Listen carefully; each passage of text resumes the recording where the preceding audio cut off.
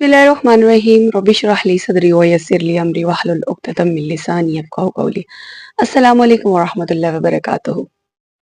देखा जाता है कि जब भी आपको किसी बड़े ऑफिसर के सामने पेश होना पड़े या अगर सडन आपकी मुलाकात किसी बादशाह वक्त से करवा दी जाए या किसी हाकिम वक्त से करवा दी जाए तो आप क्या करेंगे? आप तो खुशी से फूले नहीं समाएंगे।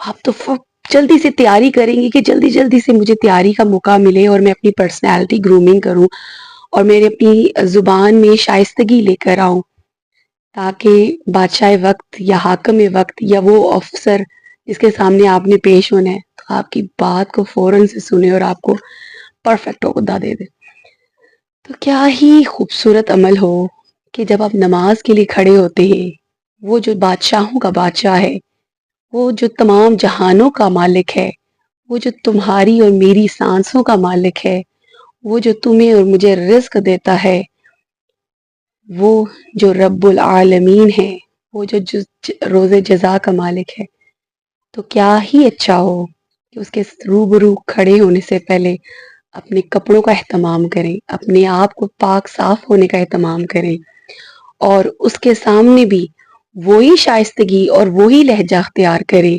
जो हम किसी बादशाह वक्त के सामने पेश होने के लिए करते हैं।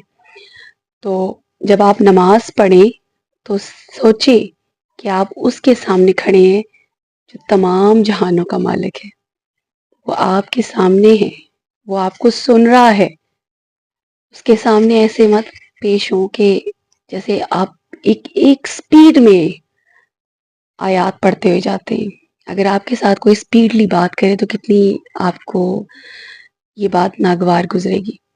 इसी तरह जब आप अल्लाह ताला के हजूर पेश होते हैं तो अपनी ना सिर्फ अपने बदन अपने कपड़ों का एहतमाम करें, खुशबू लगाएं, बल्कि अपनी ज़ुबान में भी शाइस्तगी के साथ और हर हर आयत के लफ्ज़ को खूबसूरती से अदा करें। अस्सलाम वालेकुम।